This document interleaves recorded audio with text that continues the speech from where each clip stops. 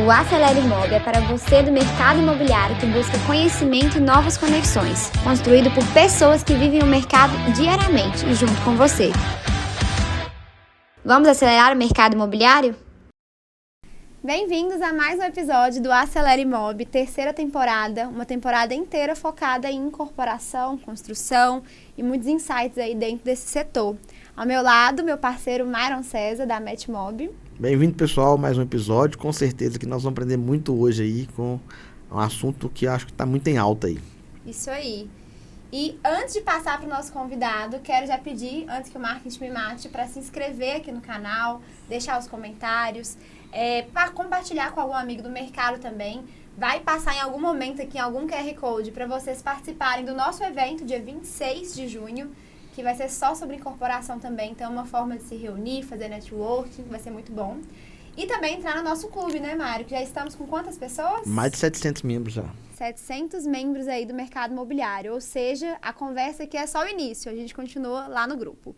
E agora o nosso convidado, nosso parceiro, amigo, Gabriel, da UER. Seja bem-vindo, Gabriel. Muito obrigado, Larissa. Obrigado, Myron. Prazer estar aqui pessoalmente, né, em Belo Horizonte. Fazendo essa agenda muito boa com vocês. Que bom, que bom. E pra gente começar, eu queria te fazer uma pergunta que eu mesmo já fiz e eu sei que vocês escutam bastante. O que de fato é o trabalho da UER? Muita gente entende que é branding, eu sei que é muito mais do que isso. Eu queria que você explicasse, assim, para quem é de casa e que nunca ouviu falar da UER, o que a UER de fato faz. Bom, maravilha, Larissa, Myron. O nosso trabalho é trazer uma camada adicional de informação e de qualificação no desenvolvimento de produtos. Produtos diferenciados, sempre. Produtos que têm uma ambição maior no mercado. Então, a UER entra para fazer o trabalho de consultoria de desenvolvimento de produto. Quando a gente fala em desenvolvimento de produto, é deixar esse produto pronto para lançar ou para você gerir o ativo, se ele for eventualmente um empreendimento que fica, né, com o empreendedor, como um shopping, por exemplo, ou uma concessão. Mas falando dos empreendimentos mais clássicos que a gente tem, que são os loteamentos, os bairros planejados, as incorporações, os condomínios, né, horizontais, a gente entra para entender quem que é o público, entender quem que é o desenvolvedor, a ambição do empreendedor, como que é o mercado, quais são as condições que a gente tem, decifrar o projeto e, né, as ambições que o projeto tem e poder criar todas as características do programa de necessidades precisos para atender aquele público e as ambições do empreendedor. Quando a gente fala em desenvolvimento de produto para lançamento, eu desdobro isso em duas partes. Eu desdobro isso na conceituação do produto, ou seja, né, no que a gente tem que ter no programa de necessidades e desenrolo isso no branding, ou seja, qual que é o storytelling, qual que é a estratégia de marca, as mensagens que a gente vai passar para poder traduzir todos os atributos e essa definição de produto na comunicação e depois passar para a agência poder fazer aí a parte final. Mas, essencialmente, é trabalhar em o que o produto é e como que ele promete, né, essa experiência para o cliente final. Sensacional, passar para Megali, no caso. Exatamente. Isso aí. E aí, Gabriel, como que despertou o interesse da UER a trabalhar no mercado imobiliário e qual era o foco da UER antes do mercado imobiliário, só para a gente poder entender também como é que foi essa transição aí sua? Muito legal. Eu acho que a gente teve, eu e o Rafael, meu sócio, a gente teve uma evolução natural dentro do mercado imobiliário. Por quê? Eu venho da área de arquitetura e até por um histórico familiar de uma história dentro de empresa de engenharia, onde a gente tinha muita observação na questão de gestão de custo, né, para poder dimensionar projeto, obra e tudo mais. O Rafael, meu sócio, vem de formação da área de publicidade. Isso é muito pouco relevante quando a gente fala de currículo hoje em dia, né? Uhum. Tem muitas coisas que são muito mais importantes do que isso. Mas é interessante essa junção porque antes da UER, no pré-histórico da UER, nós trabalhamos em 3 projetos isolados de construção de marca destino e de estratégia para destinos mesmo. Quando a gente fala de cidade, ok, até aí tudo certo, tem muito a ver com arquitetura, tem muito a ver com publicidade. Mas foi durante a pandemia, para um incorporador no litoral catarinense, que nos demandou que nós utilizássemos o mesmo processo de identificar o posicionamento que era possível ter naquele empreendimento. Era um grande empreendimento no litoral, são 17 mil metros quadrados, eu acho, o terreno. Para a gente, através do posicionamento, definir todo o programa de necessidades e as diretrizes a serem passadas para o time de projetos a partir daquilo que o público desejava. Então, assim, quando você define o que o projeto tem que ser, o conceito, o posicionamento, e direciona o programa de necessidades, ele fica muito mais assertivo. A gente entendeu qual que era o papel daquele projeto. Ele tinha uma área comercial prevista, ele já era um uso misto, né? E aquilo foi feito como um beta, assim. Então, assim, não existia pretensão de virar um negócio. Foi nesse segundo semestre de 2020, né, ainda durante a pandemia, que nós entendemos, peraí, isso aqui pode ser um negócio. E aí tudo se organizou com um processo, mas muito bem formado e tal. Quando deu janeiro de 2021, a gente já estava trabalhando num projeto de concessão, onde o vencedor de uma concessão de um equipamento público nos contratou para definir todas as receitas acessórias do contrato. Um contrato de concessão, ele tem sempre as receitas básicas, né, que ele tem que atender para cumprir o contrato, e as receitas acessórias é aquilo que normalmente o ganhador da concessão busca para poder potencializar as receitas. A gente entrou ali, definiu esse conjunto de receitas acessórias, ou seja, as experiências que a gente deveria oferecer para potencializar as receitas, e construímos o branding desse projeto. Esse projeto, logo na sequência, já tinha saído uma matéria na Exame, então ele nos deu aí uma recompensa muito forte, e aí nós entendemos que o nosso foco era trabalhar exclusivamente no mercado imobiliário em projetos especiais. Então essa foi a trajetória, né? Duas carreiras que vinham de áreas diferentes, que se uniram por um desafio em comum, e aí virou o que virou. Hoje são 70 projetos, 4 anos depois, a gente está falando, 5 anos depois, que vão desde Gramado até os Lençóis Maranhenses. Então tem muita capilaridade, uma curva de aprendizado no Brasil muito boa, assim. A gente conseguiu entender, né, essas peculiaridades culturais e as diferenças que tem que ter em cada projeto. Muito legal. Interessante, né? A gente teve um outro episódio aqui que a gente trouxe o Rodrigo Amaral, que ele é a pessoa que prospecta terrenos para poder levar para incorporadores. E você também entra muito no início, não? Então, quer dizer, antes de desenvolver o produto, é o momento ideal para contratar o porque aí você vai poder ajudar o arquiteto, o loteador, o incorporador a realmente desenhar esse produto ali de uma forma para atender aquele público também que vai ser escolhido, né? É isso mesmo? Mário, aí você tocou num ponto importante que eu acho que responde até a pergunta da Larissa. A definição da Aware, né? Nós tivemos uma entrada, quando nós decidimos que isso era um negócio, nós tivemos uma entrada no mercado imobiliário focando muito na questão de branding, ou seja, pegando projetos que estavam em fase de lançamento, ou seja, projetos prontos que nós precisávamos interpretar ele, traduzir os diferenciais através de uma estratégia de marca. Mas foi apenas uma estratégia na época de penetração no mercado que foi super eficiente.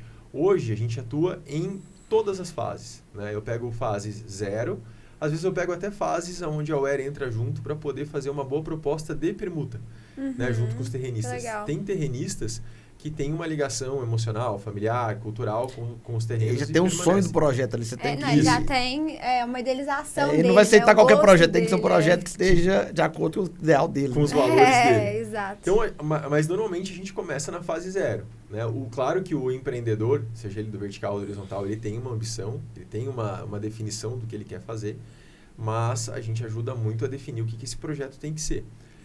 Então, o ideal é que a gente entre na fase 0, mas tem muitos projetos que entram aí mais avançados. Qual que é o grande diferencial? Né? A gente vive um momento do mercado onde o público tem buscado uma reconexão com verdade. A gente até vai falar um pouco mais à frente, um pouquinho disso. Né? Então, assim, deixar os excessos de lado e buscar aquilo que realmente agrada. O pós-pandemia trouxe muito isso. Em contrapartida, você tem o lado do mercado imobiliário com um hábito de repetir sucessos. Eu sempre falo sobre Sim. isso. Larissa também. O programa de necessidades, ele normalmente é feito repetindo os sucessos ou dos nossos concorrentes ou os nossos sucessos anteriores. Isso faz com que a gente encareça muito as obras, porque às vezes você entrega no programa de necessidades atributos ou diferenciais que são completamente relevantes para aquele contexto de público, de mercado e tal. Quando você decifra muito bem o público e traz essas verdades no projeto, ele fica muito mais eficiente. Então, tem os dois lados, né? A gente entrou pelo branding, mas o nosso papel hoje, essencialmente, é da fase 0 do projeto, ajudar a definir e estar junto na definição do modelo de negócio imobiliário. Né? Como é que vai ser, como é que ele pode ser o mais eficiente possível, impactando o máximo o público. E outro ponto, né, que bate muito pelo que você falou, que eu achei interessante, que Um produto bom é localização, localização, localização. E às vezes, com esse trabalho que você está se propondo a fazer, um produto que não tem uma localização tão boa, você consegue desenvolver ali atributos e despertar desejo, criar lugares, que eu acho que criar destinos e lugares acho que é muito interessante. Vocês também já teve experiência, case de sucesso nessa área, de que a localização não era muito boa, e vocês tiveram que trabalhar realmente... Outros atributos, né? Para poder, de fato, acontecer a venda. Myron, Larissa, assim, isso vem até acho que do nosso DNA lá, da história do place branding, né? Da questão de criação de destino e tal. Sim. Que ele passa depois de uma escala menor para a criação de endereço.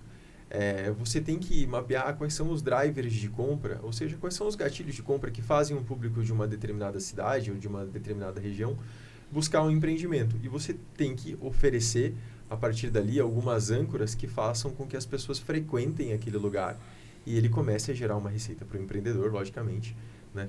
E gerar um interesse para o público frequentar aquele lugar. Então, assim, é muito possível você criar lugares novos, mas você tem que decifrar muito o que o público é e como ele se comporta. Por que eu falo isso? A gente vive hoje, no nosso mercado, um movimento muito bacana, muito gostoso de qualificação dos projetos. Mas essa qualificação, ela vem, em certa medida, pela importação de critérios prontos, principalmente do mercado europeu, né? Onde a gente fala muito hoje sobre novo urbanismo.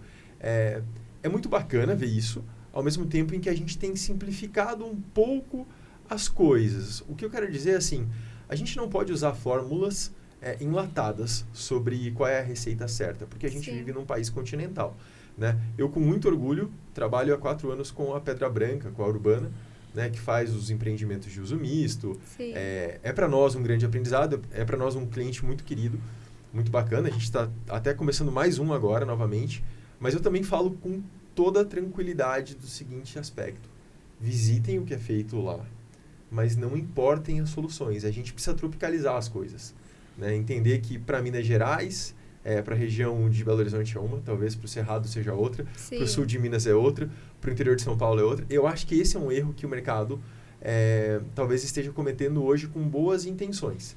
A gente tem que entender qual é o público e quais são os drivers de compra para poder criar os destinos e os endereços que vão ser, sim, capazes de gerar bons negócios para o empreendedor e ser atrativos para o público que pode comprar ou que tem interesse de frequentar. E as dores é muito comum também da gente como agência, né? Porque é sempre isso, é o Ctrl+C, Ctrl+V. Tipo assim, quando eu viro e falo assim, não, nós vamos criar um conceito diferente e tudo mais, não, bota refúgio. Ela fala, gente, eu não aguento mais a palavra refúgio no mercado imobiliário, vamos tentar outras coisas. E se fizer sentido, beleza usar refúgio, mas eu acho que é muito isso que o Gabriel falou, né? De fato interpretar aquele local, aquelas pessoas que irão viver ali e não só replicar, né? Que é o que todo mundo quer fazer. Eu acho mais importante, e assim, eu vou te falar que isso é uma dificuldade que a gente fala que faz, mas assim, cara, escutar o potencial comprador de fato, né? Talvez ir pra rua, conversar, e uma conversa que não seja um formulário, né? Mas entender mesmo as necessidades, os desejos, que eu acho que as respostas vão estar de forma oculta aí, que realmente vai ser a verdade que você falou. Você criando um produto que tem a verdade da população local, né? Não adianta ser uma verdade de São Paulo. Tem comportamento de paulista que aqui em Minas Gerais não funciona, não adianta, é comportamental, né? Então, assim, escutar muito bem o público local, eu acho importante. Eu acho que, às vezes, o arquiteto, o incorporador, vai no máximo até o corretor, mas realmente não vai para o público, um público, né? Potencial público. Eu vi um case de sucesso da Cirela, que eles queriam criar um produto de alto valor e ele chamou na mesa as pessoas que tinham potencial de comprar aquele produto e falou, me ajuda a desenhar esse produto. E o cara participou, no final das contas, todo mundo que ajudou a construir quis comprar. Então, se as pessoas que têm potencial de compra para aquele produto que você está desenhando, você envolver eles de alguma forma na cocriação daquele produto, eles vão comprar de uma forma sem perceber, né? Eu acho que aí o público começa a expressar muito. Mas isso que você trouxe, Mairo, é interessante porque nós vivemos numa indústria que parece que ela vive com ânsia de inovação e entrega pouco.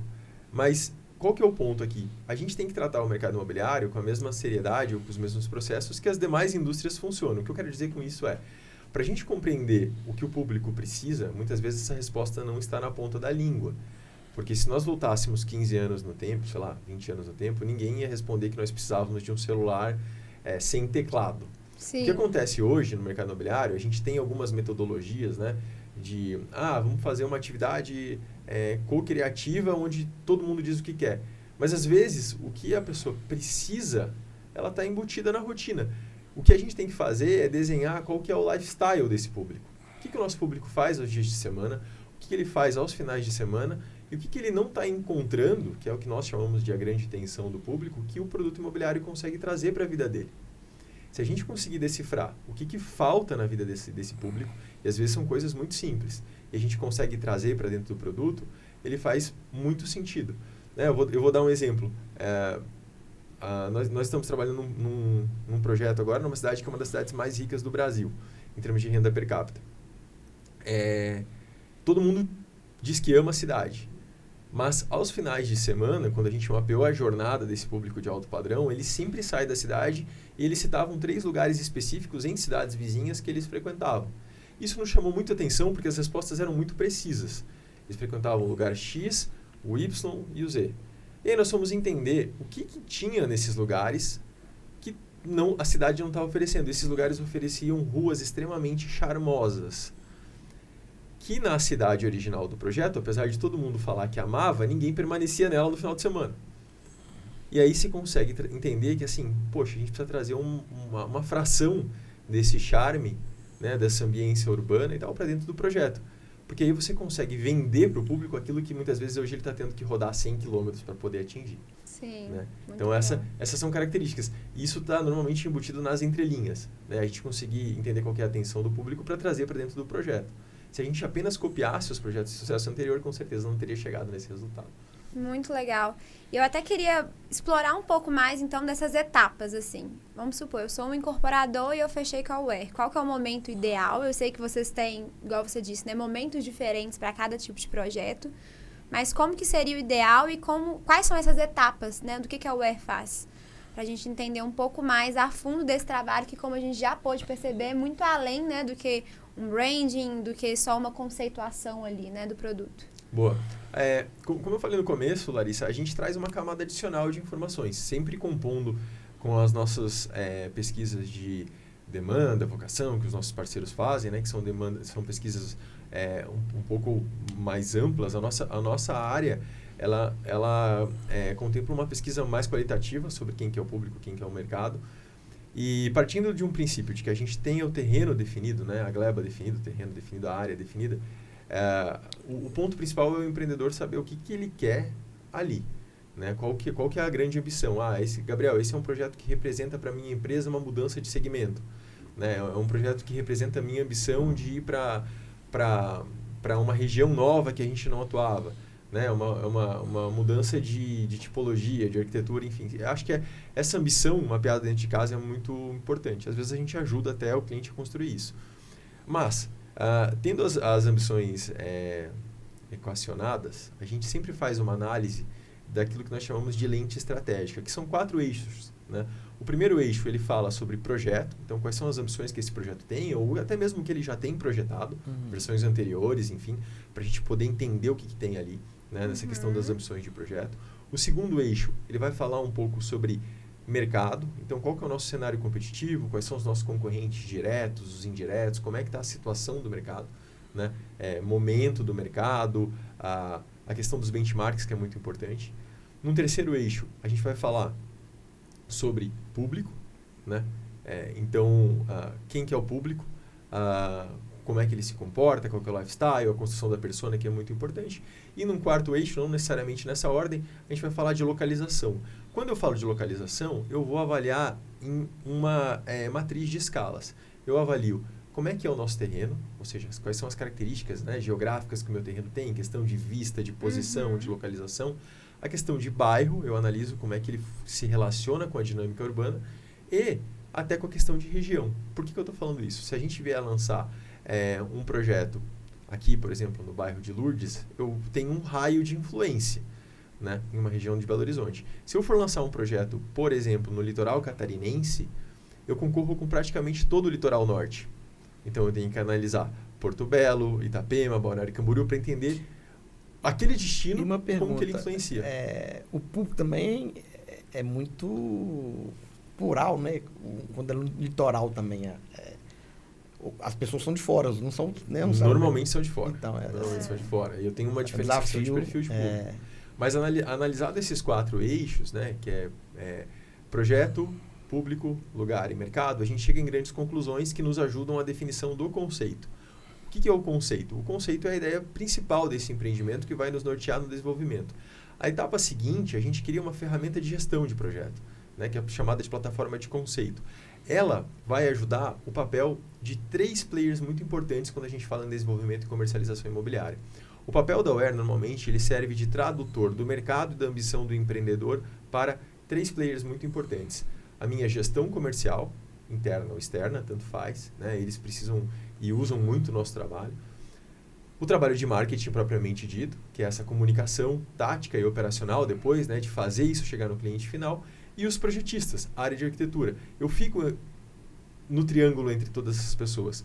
Quando a gente tem essa plataforma de conceito muito bem definida e o time de projetos entende quais são as experiências que eu tenho que oferecer a partir do conceito, porque a gente define aspectos muito mais detalhados, né, do que é o conceito, do que o projeto tem que entregar, logicamente. Quando o time de projetos entende exatamente o que tem que entregar, o time de comunicação também, e o time de vendas também, e tudo isso é a mesma coisa, fica muito mais fácil para o projeto ser alinhado.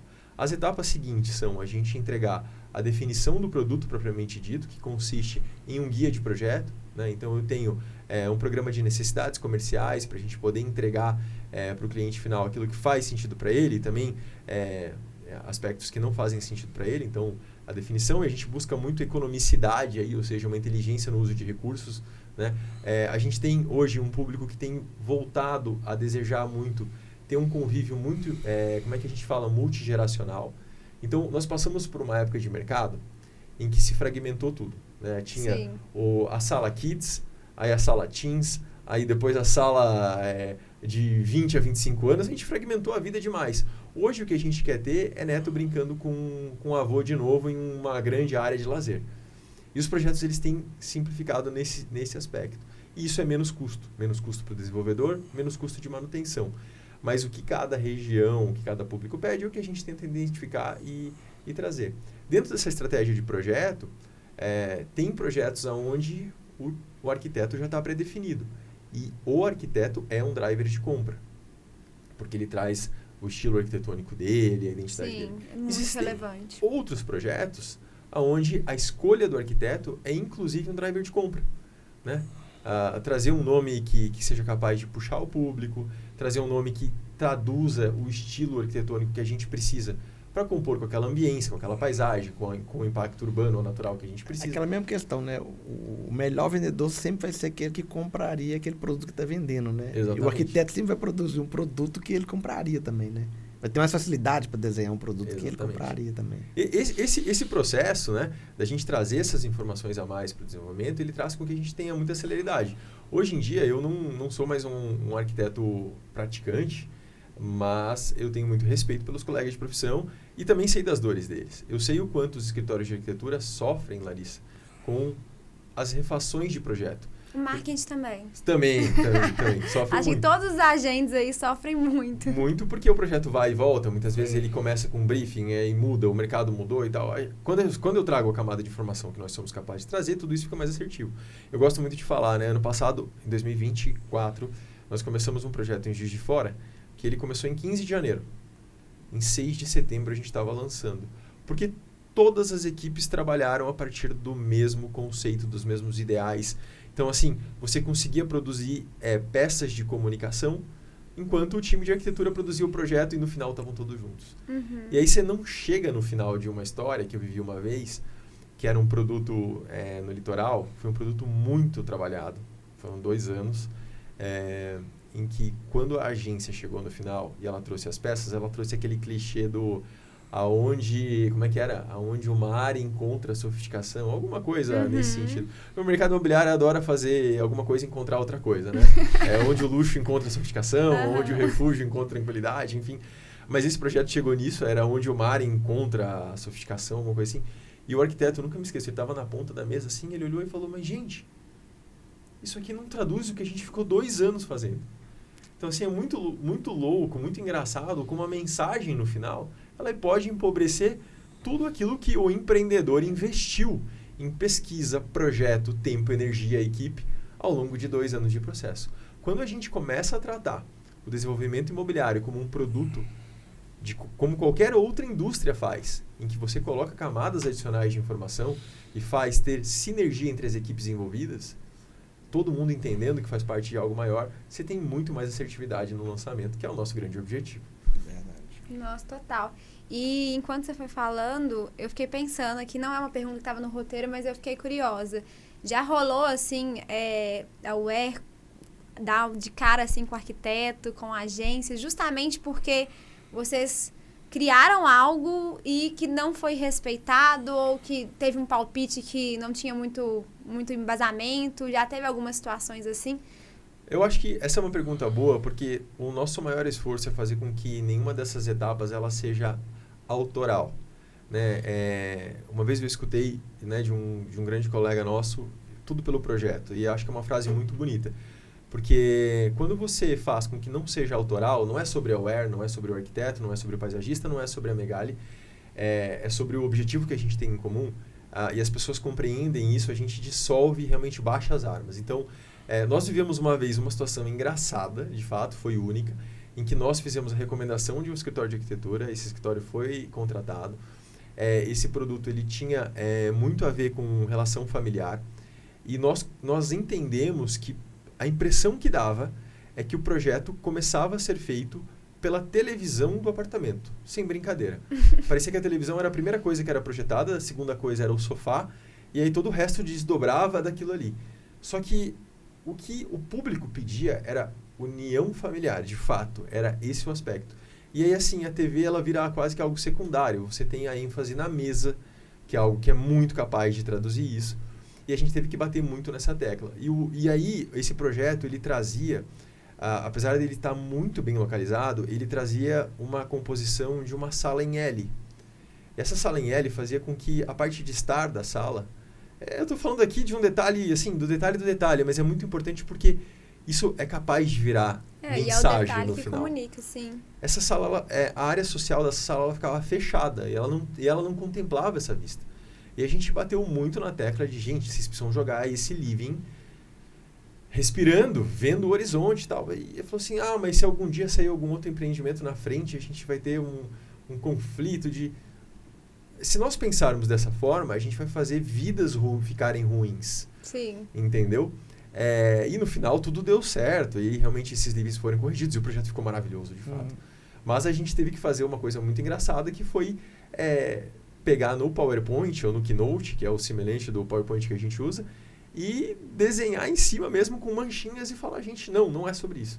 Né? Então, assim, realmente nós entramos num embate com o escritório que a gente recomendou, mas que no final era para o bem do projeto. Eles entenderam que o que o público queria era viver a construção de memórias em família. Então, era um produto extremamente familiar e você constrói memórias muito mais fácil quando você tem um horizonte na tua janela. Vamos combinar. Então, já aconteceu uma vez só, mas a gente consegue fazer todo mundo entender que isso é um negócio. Né? E uma coisa que eu busco muito, como ex-arquiteto, ou arquiteto não atuante, sei lá como é que a gente pode falar, é que os arquitetos entrem e façam parte das discussões sobre negócios. Não é sobre desenho, não é sobre você retirar o briefing do cliente, passar 40 dias e depois voltar com uma proposta.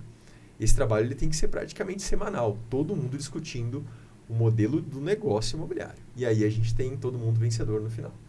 Muito legal. Entender o objetivo, né, daquele projeto que você falou, né, que é a união familiar aí você tem que desenvolver tudo pensando nisso, quando é um produto de um jovem, solteiro, né, aí é outro desenho, então assim, é muito interessante essa sensibilidade que vocês têm aí com isso. E qual que é a diferença entre o produto imobiliário comum, tá, um econômico, que vocês conseguem também fazer algum tipo de trabalho com esse tipo de produto, e com um alto valor percebido? O que precisa estar claro para começar o desenvolvimento de um produto imobiliário desse? Acho que é uma pergunta interessante, porque muitas vezes a gente parte daquilo que nós acreditamos ser as noções de sucesso do que o público tem. Em 2023 ou 2024, nós fomos chamados para fazer um projeto para um cliente, um dos primeiros clientes da Aware, desde 2021, quando foi a nossa virada de chave aí. É um cliente muito querido pela gente. Ele atua no segmento de médio e alto padrão e ele queria criar uma linha de produtos para um padrão bem popular.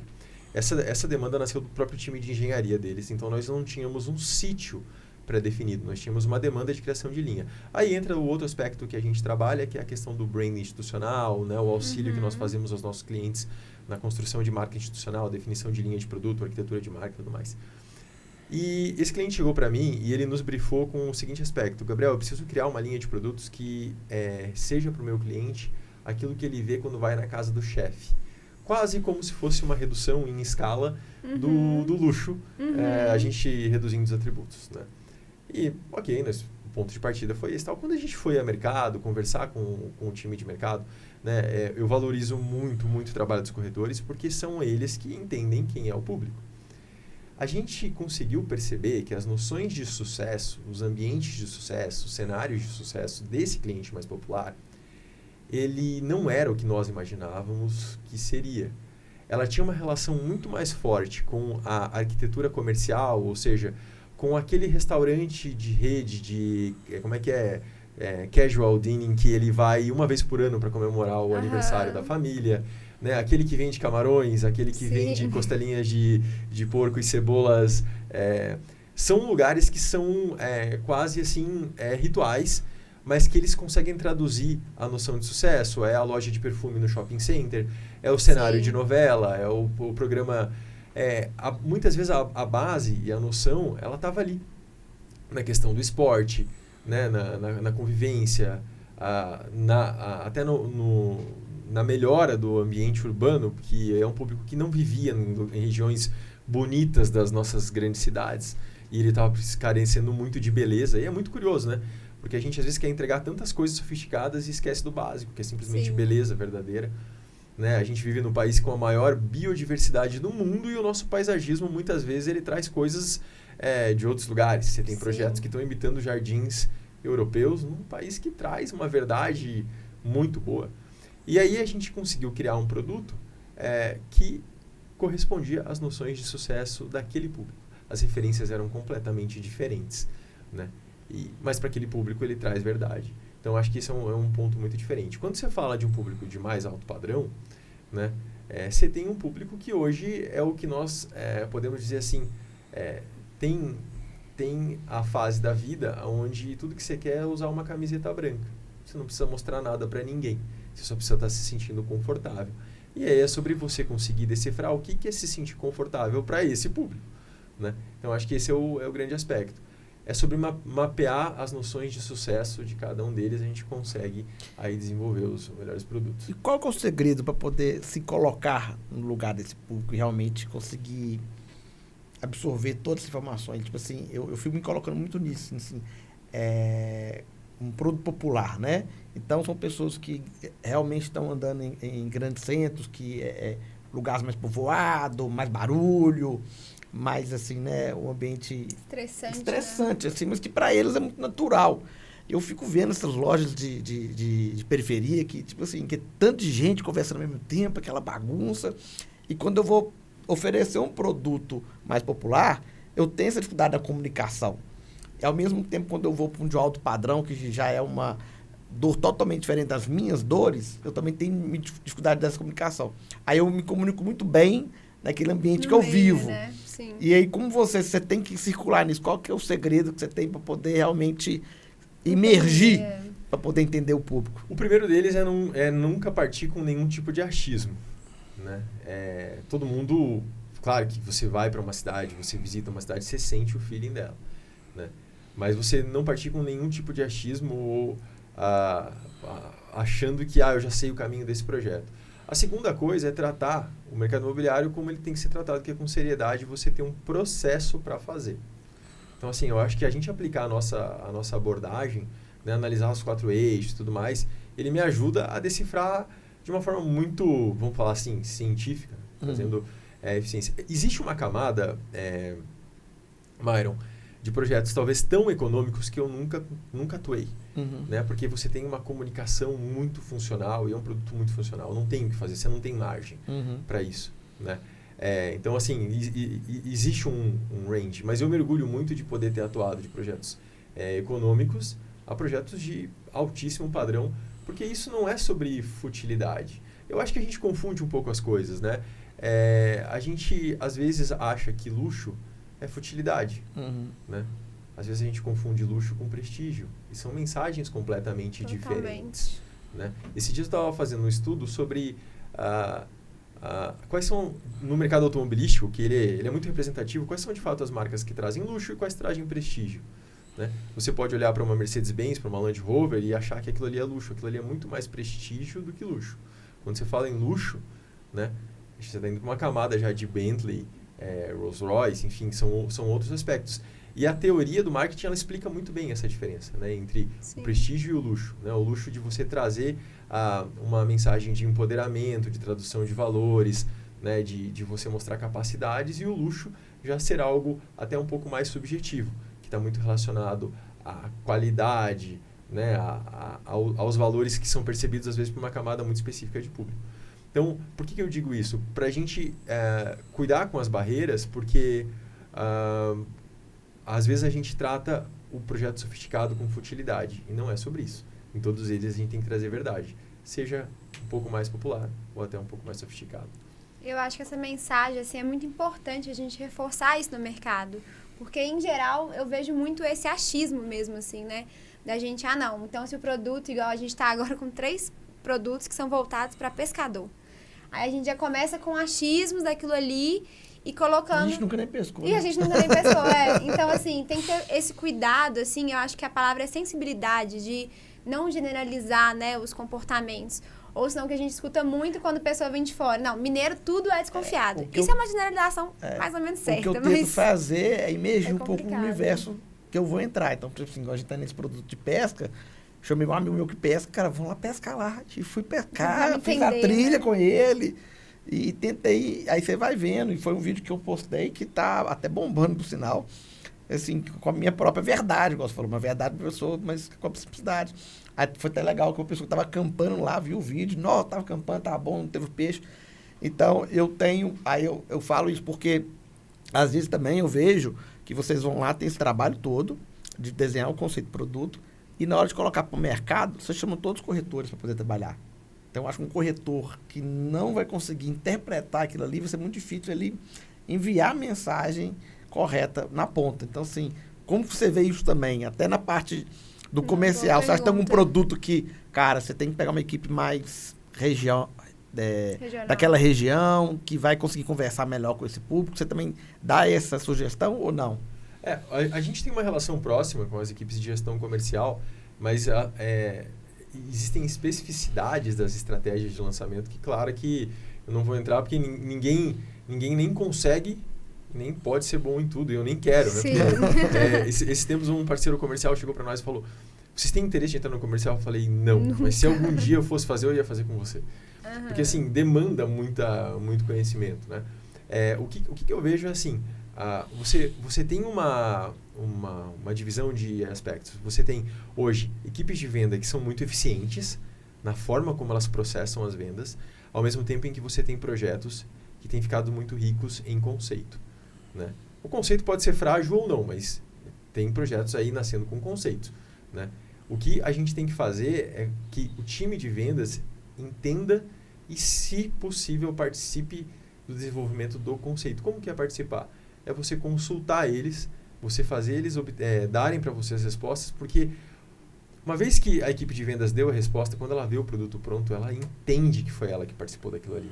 Uma vez eu fiz um meet de venda, porque o nosso parceiro de gestão comercial não podia. Até foi uma situação um pouco engraçada, porque o cliente esqueceu de convidar o gestor comercial que ele contratou para o meeting de venda e apenas me convidou. E eu só fui perceber que o gestor não estava no dia porque eu percebi que o convite não estava. Aí eu liguei para ele e falei: como assim? Eu vou ter que fazer.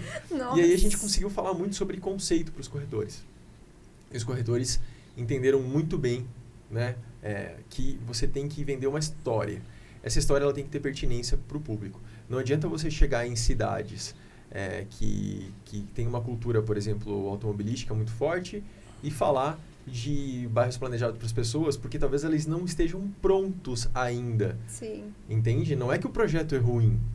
Claro que a gente poder caminhar mais, ter tudo próximo é bom. O problema é que às vezes o teu público ele não está pronto. Então você tem que achar outros caminhos e outras mensagens para poder vender esse produto, para você poder entregar ele comprar o valor e no segundo produto, aí a gente está mais resolvido e poder falar sobre essas grandes ambições mais nobres que a gente tem nos projetos.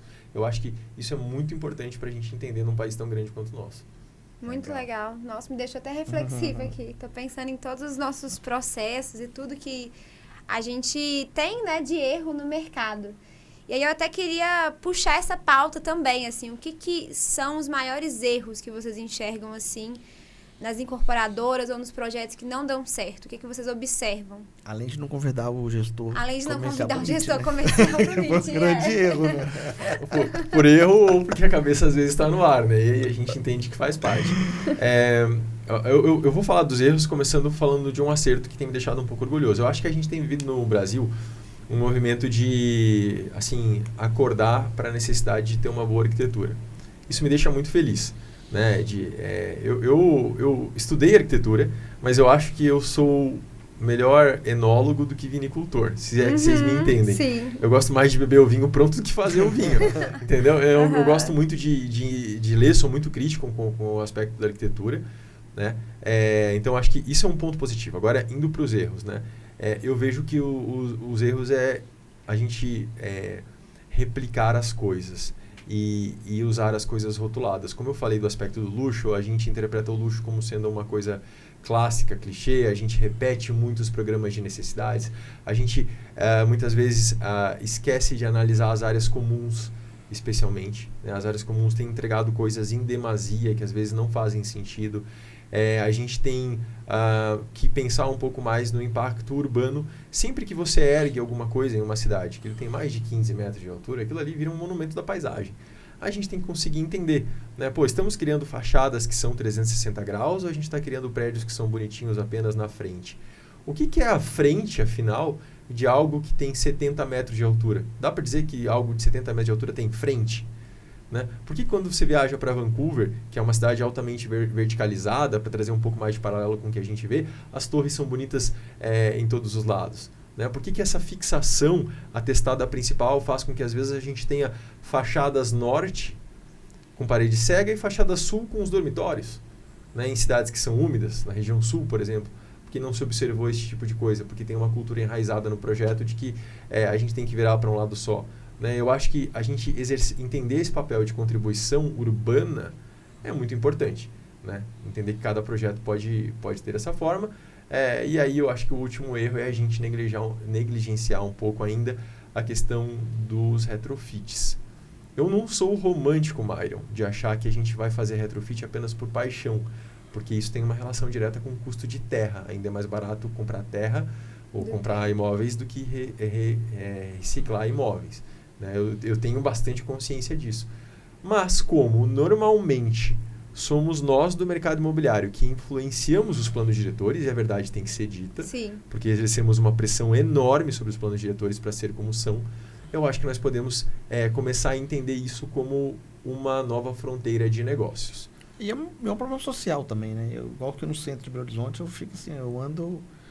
Não é possível, gente, um negócio assim... Tem tudo e tem mais prédio abandonado do que prédio em funcionamento. A nossa cultura de construindo mais do novo e esquecendo do antigo. Né? Eu acho que o governo, a burocracia para poder, inventário, para poder realmente regularizar algo que está irregular, também acho que é uma trava muito grande. Tem imóveis que inviabiliza algum tipo de projeto porque a dívida de IPTU dele já é impagável. Né? Tem esses pontos, mas a gente está vivendo um momento em que a discussão está muito rica. Porém, a discussão está muito interna. Ela está muito... como é que a gente pode falar? Dentro do nosso próprio meio, assim, sabe? Sim, da nossa bolha então, eu mesmo, acho que a né? gente tem que realmente fazer pressão, porque, que não é um setor econômico muito forte. E até para a própria prefeitura, porque são locais que já estão com a infraestrutura toda pronta, preparada para poder... E precisa se desenvolver para poder melhorar a infraestrutura que existe também, que está ficando já arcaica também, né? Eu acredito muito que a gente vai conseguir fazer isso quando o mercado entender isso como uma frente de negócios. Uhum. Se a gente não fizer, vai ser muito difícil. A gente vai ficar na discussão romântica que o Brasil tem vivido aí já ao longo dos últimos 20, 30 anos, enquanto os centros realmente se degradam, né? Uhum. São poucas as exceções de cidades que têm centros que conseguem se manter ativos e bonitos. Perfeito. E vivos, né? E vivos. Juiz de Fora é um bom exemplo. Perfeito. E na experiência de vocês, a gente falou dos erros, mas então quais são os pontos que se repetem nos projetos de sucesso? E também até mesmo o que é sucesso, né? Porque o nosso público, assim, em geral, e é uma visão também, igual você falou, não é romântica, o sucesso é vendas. Então eu queria que vocês explorassem um pouco mais esses elementos também que se repetem, daquilo que de fato é sucesso e também o que é sucesso, né?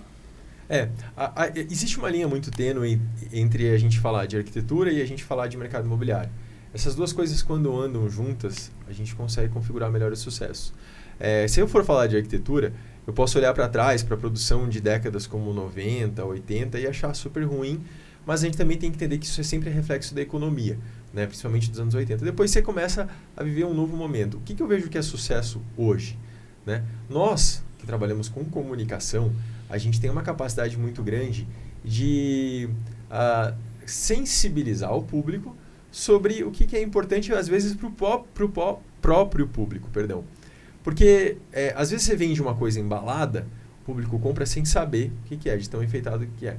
Quando você começa hoje, e tem, né, o aspecto muito positivo hoje, das incorporadoras trazerem todos os benefícios da boa arquitetura para o estilo de vida, para a qualidade de vida, para o benefício para as cidades, eu acho que essa é uma construção de sucesso muito bacana que tem sido feito hoje no mercado brasileiro no geral. A gente tem plantas melhores, aberturas melhores, valorização da arquitetura nacional de uma maneira melhor, né? E eu acredito muito na questão da mistura com natureza,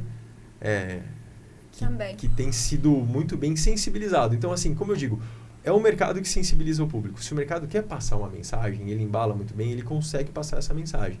Eu acho que hoje o mercado tem conseguido passar mensagens mais certas. O aspecto do wellness, do bem-estar, da regeneração, né? Você ter que misturar campo com cidade. O que eu quero dizer com isso? É viver em torres que tragam aspecto de casa, de campo, de natureza, com toda a facilidade de cidade. Então, um pouquinho desse ponto aí que eu vejo que tem sido bem sucedido. E eu vejo que a internet, né, principalmente as redes sociais, assim, eu paro para pensar, assim, nós estamos a popularização da internet no smartphone é 11 anos, né? Se eu não me engano, em 2011 eu trouxe um telefone dos Estados Unidos, que já era o iPhone 3 na época, se eu não me engano, e as pessoas, até com poder aquisitivo mais alto que o meu, você está ficando doido, você está comprando isso, querendo aparecer e tal. Então, em 2014, que já começou a ver todo mundo tendo realmente um smartphone. E aí eu vejo hoje que o estilo de vida, eu acho que antes da popularização da internet, as pessoas não tinham isso muito enraizado e pulsante, né? Eu quero viver esse estilo de vida, eu quero viver isso, né? E eu vejo que a minha mãe tem 60 e poucos anos, ela comprou um curso de permacultura e está vivendo isso na prática, ela teve prazer de conhecer. E isso foi devido à internet. Então, ela mudou a vida dela toda em prol de um conteúdo que ela teve acesso e ela mudou o estilo de vida dela. Como que, né, a gente pode usar até um produto, um bairro planejado, igual a gente vê aí, de 1000 lotes. Você pode criar todo um conceito para receber pessoas que querem viver aquele estilo de vida ali e fazer o marketing, a comunicação, mostrar isso para as pessoas, né, como é que é. A internet tem esse poder hoje. Ela empoderou muito, né? Então ela difundiu ideias e conceitos que às vezes eram bem distantes. Só tinha acesso quem viajava, e ainda vou dizer mais, quem tinha sensibilidade de ver coisas fora e falar, isso aqui é bom porque une conforto, ergonomia, beleza, enfim, né? Eu acho que hoje a gente consegue ter esse empoderamento do público, ele fica mais exigente também durante a hora da compra. Eu tenho uma opinião muito pessoal, eu acho que tudo isso que a gente está fazendo de trazer natureza e tal, é uma busca por Deus com outro nome, né? Eu acredito muito nisso. A gente, às vezes, é muito técnico no mercado, mas eu vejo que as pessoas estão buscando uma origem de volta ao criador e estão tentando trazer a natureza para perto, porque é uma forma de se sentirem mais confortáveis em um mundo com excesso de informação também. Ao mesmo tempo que ele nos dá poder de escolha e de conhecer coisas melhores, ele satura também. Eu acho que essa comunhão com o natural, que está em todos os projetos agora, é muito bacana. Eu vejo que um grande acerto é o fato dos projetos estarem menos focados em modismo. O modismo acabou com as nossas cidades. Né? O modismo fez com que a gente tivesse uma arquitetura muito ruim. Por isso que eu me preocupo muito padronizada, né? De que coisa, né? A gente não viva, Myron, no urbanismo, uma simplificação de discurso também. Eu sou muito contra a falar tecniquez, sabe? Porque às vezes o público não está pronto, mas eu também sou contra a gente viver o modismo, por exemplo, do novo urbanismo. Eu falo com toda serenidade e segurança. É bom, mas quando e onde? E por quê? E quais são as alternativas? O que a cultura, o que a situação social de cada lugar me permite? Será que eu consigo replicar uma Pedra Branca na região metropolitana de São Paulo? Só porque lá foi um sucesso? No clima da Palhoça, que é um clima muito mais para subtropical e tal, com condições sociais muito mais equilibradas, será que a gente consegue fazer isso em outras regiões metropolitanas? Eu tenho muitas essas dúvidas, sabe? Se a gente não está saindo, às vezes, de modismos estéticos para modismos conceituais e teóricos. Então, às vezes, eu observo alguns movimentos com certa calma, porque eu acho que com calma a gente consegue tornar esses desafios muito mais bem resolvidos. Mas eu vou até ser mais polêmica, eu não acho que é uma dúvida, eu acho que é quase uma certeza, assim, no nosso mercado, porque eu vejo muitos bairros planejados que não entrega, de fato, bairro planejado e que só está colocando bairro planejado porque é aesthetic, né? É chique falar que é um bairro planejado. Virou o pistache do mercado imobiliário. É o pistache do mercado imobiliário. Planejado. Exato, então eu vejo que, de fato, é uma preocupação muito certa, porque a gente já está vivendo isso. Eu até estive com um parceiro em comum nosso esses dias e ele falou assim, olha, eu gosto demais de ir nos eventos, mas às vezes eu vejo coisas muito distantes. E de fato é distante mesmo, porque são cases como esse case mesmo, e tantos outros que a gente tem no nosso mercado nacional que fizeram sentido para aquela região, naquele contexto, para aquele público. Mas que se a gente sair de um evento igual o Complan, que é um dos grandes eventos que a gente sempre vai, e sair querendo replicar tudo, a gente cai de novo nesse modismo, né?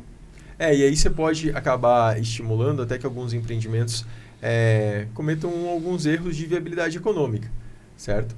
A gente não pode negar as dificuldades e os processos que os projetos hoje, que são mais bem-sucedidos, sobreviveram também para poder atingir.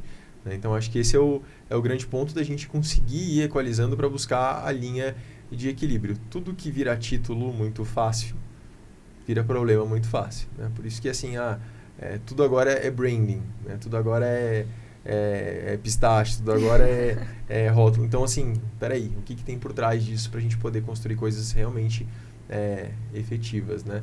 A gente não vai solucionar os problemas sociais e de mercado apenas com títulos bonitos. A gente realmente precisa de uma aprofundamento. Mas eu acho que quando a gente conversou no começo do episódio, a gente falou do ideal do incorporador, né? Do loteador, né? Eu acho que quando o ideal é verdadeiro, assim, a chance de deixar um legado é muito grande. Legado é uma palavra que aparece muito pra gente e eu acho que isso tem a ver com o cliente da Aware. A maioria dos meus clientes, quando a gente faz uma reunião de kickoff e a gente pergunta por que esse projeto existe, ele, se não com essas palavras, com outras palavras, ele constrói a história do legado. Eu quero deixar algo positivo, né? Eu quero deixar uma boa contribuição, seja por uma questão de geração, para a cidade, para quem vai morar, para quem vai cumprir. E aí eu me orgulho muito de estar dentro desses projetos.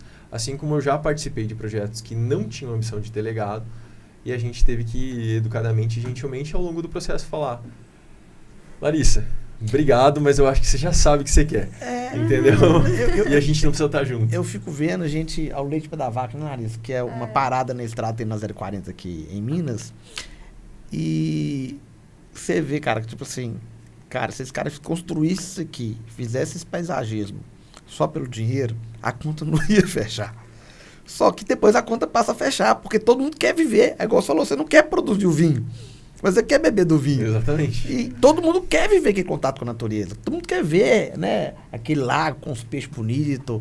Então, assim, a comida passa a ser um acessório, o ambiente que traz essa paz. Então, acho que quando você constrói um produto pensando legado, a conta às vezes vai ficar muito difícil. Talvez fique até negativa. Mas no decorrer da jornada, ela vai ter um valor agregado que é incopiável.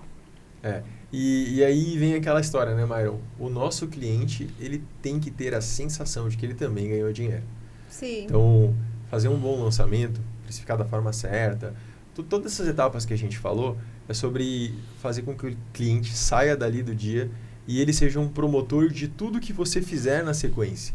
Por isso que a gente, claro, tem as estratégias de lançamento, existem as técnicas do mercado, mas eu acho que o mais importante do que você levantar o troféu de que você vendeu 100% é você fazer com que o cliente saia levando a medalhinha e fale: compre do Myron, da Larissa, porque aqui eu ganhei dinheiro, aqui eu me sinto bem, e aí ele vira um promotor. Eu acho que essa é a grande vitória dos projetos. Aqui eu sou feliz, né? Essa marca eu posso confiar, esses projetos são bons. Eu acredito muito nisso. Né? Também acredito demais. Bom, o nosso tempo está quase finalizando, então acho que a gente pode ir para as 2 últimas perguntas. E eu queria explorar um pouco mais dessa visão de vocês do que vem de fora. Eu sei que vocês mergulham, tem muitas viagens para fora, tiveram recentemente também, eu acompanhei.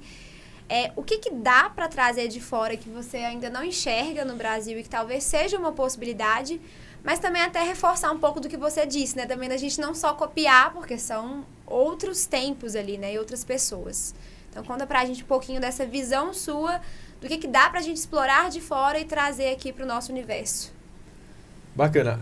Larissa, acho que o nosso trabalho, ele sempre foi muito embasado com experiência que a gente tem no Brasil e fora do Brasil, né? É engraçado, quem trabalha com a Aware sabe que a gente até não usa e abusa muito disso.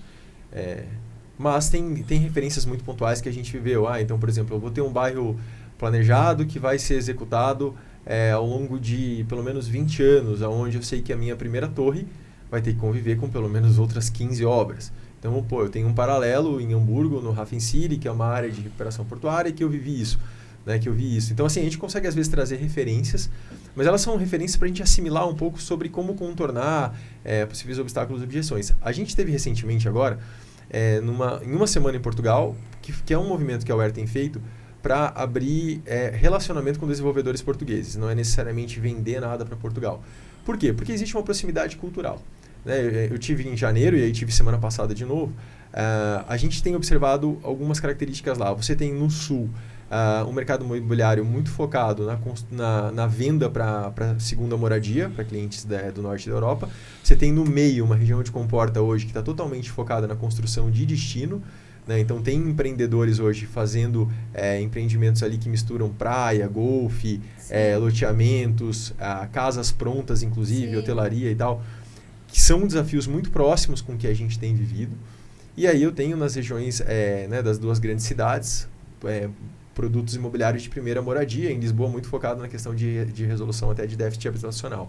O que foi muito bacana para a gente, é uma relação que tem sido construída, é entender desafios em comuns. Então, por exemplo, para o público, ainda a adoção de tecnologias construtivas tem sido algo um pouco desafiador quando a gente fala em públicos locais. Aqui é a mesma coisa. Né? Ainda é muito novidade isso e o público é um pouco resistente. Nos daria mais velocidade de obra, nos daria maior sensação de consolidação de projetos horizontais, por exemplo, se nós conseguíssemos construir as casas de maneira industrializada, ao mesmo tempo em que existe uma resistência do público. Então, como mostrar que tecnologia é valor nesse caso? Isso foi um paralelo muito importante que a gente viu lá. Deixa eu abrir uma pergunta para essa aí. E você da arquitetura, não vai voltar a padronizar tudo se também ficar muito automatizada a construção? Não vai perder a essência?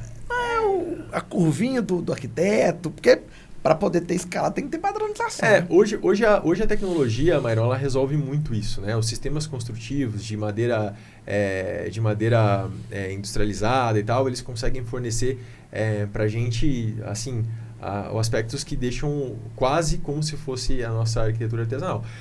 O grande ponto em termos de Brasil, a gente hoje tem um problema, né? A nossa faixa etária da construção civil está muito avançada, né? E os filhos da turma não querem mais assumir.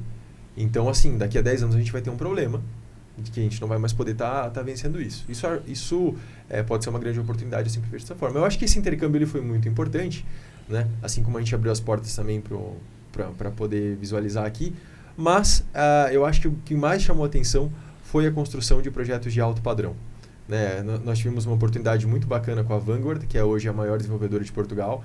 É uma relação que tem sido construída aí desde janeiro.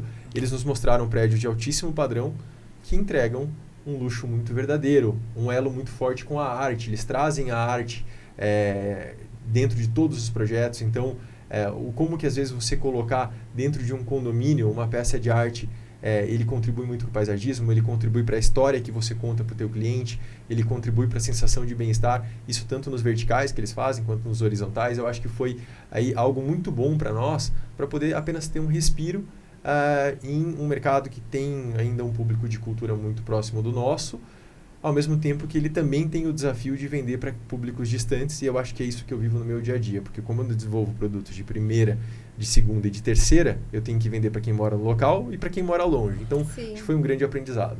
Muito legal bom. Demais.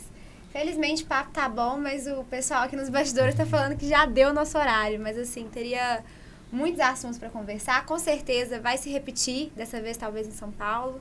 Em outro tema pra gente conversar, porque só dos assuntos debatidos aqui, né, já dava pra gente conversar com muita coisa. Só da nova tecnologia construtiva já é um tema, né? Só de construção, de fato, daria outro tema. Então, foi muito rica a conversa mesmo. Tenho certeza que todo mundo vai adorar. E antes da gente finalizar, a gente sempre pede um conselho final, de até 1 minuto e meio. Esse é o desafio. Para quem está nos escutando. Nosso público, majoritariamente, nessa temporada, são incorporadores, né, e construtores. Então, cada um vai dar um conselho aqui, ou um aprendizado, né, que levou desse episódio. Começando com o Gabriel, nosso convidado. Eu acho que o meu conselho é muito focado na área da qualidade dos projetos, né? Valorizar essas camadas de informações adicionais, trazer sempre que possível as pesquisas de demanda, de vocação, de precificação, para não errar no preço. Manter estoque é algo muito duro, né? Eu fico triste às vezes quando o cliente tem que fazer isso. Acertar no projeto, valorizar os projetos, né? E trazer aí o aspecto da arquitetura, eu acho que muito para a mesa de negócio, contribuir para essa evolução da discussão.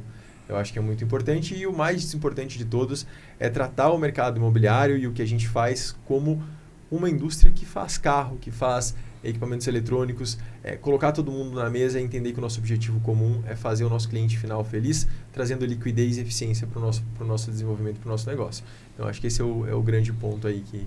1 minuto na tora, assim, né? E você, Myron? Então, para mim, a importância, né, de você desenvolver algo com ideal, né, que seja algo para realmente se diferenciar do mercado, e a importância com que essa comunicação desse diferencial seja muito bem transmitida para todos os agentes, principalmente também até para os corretores que estão na ponta ali, que vai realmente alcançar o consumidor final que vai adquirir aquele imóvel. Perfeito. Acho que para mim não teria como ser diferente, mas esse episódio me fez questionar muitas coisas, e eu acho que é esse meu conselho final. A gente continuar questionando. Acho que o Gabriel trouxe muito isso, muito bem explicado, né? Que os grandes erros, na verdade, são isso, são os modismos, são os nossos achismos também pessoais que a gente tem. Então, a gente também tem que trabalhar essa desconstrução interna, né, dos nossos próprios achismos, mas também do mercado, né? De não fazer o que o outro fez, de repetir só porque, eu já fiz um empreendimento assim, então essa é a mesma história, então vai ser a mesma coisa. Então, para mim, fica muito forte essa mensagem, até mesmo um convite mesmo para o mercado, né? A gente tem o nosso clube, a gente tem os nossos eventos, que é feito para isso, para a gente se comunicar, para a gente questionar, para a gente juntos fazer isso. Porque se a gente mantém só na nossa bolha, nessa conversa aqui, as coisas não mudam, né? É verdade. E isso vale para as outras agências, para concorrentes, para todo mundo, porque o mercado, ele evolui muito quando todo mundo começa a questionar. Quando todo mundo está junto nessa missão de querer fazer diferente. Então, mexeu muito comigo isso, e agradecer, Gabriel. Foi muito bom o episódio. Eu que agradeço o convite e foi um prazer enorme estar aqui junto com vocês. Obrigado, que viu? Bom. Pessoal, não se esqueçam de se inscrever aqui no canal. O marketing está aqui sinalizando, ó, tá aqui embaixo para vocês se inscreverem, ativar o sininho, comentários. tudo isso. A gente faz um trabalho aqui, né, totalmente gratuito, justamente para promover conversas tão ricas como essa e, assim, acelerar o mercado imobiliário. Então, não deixem de fazer isso, de nos ajudar. Participem também do nosso grupo, participem também do nosso evento também, que já está chegando.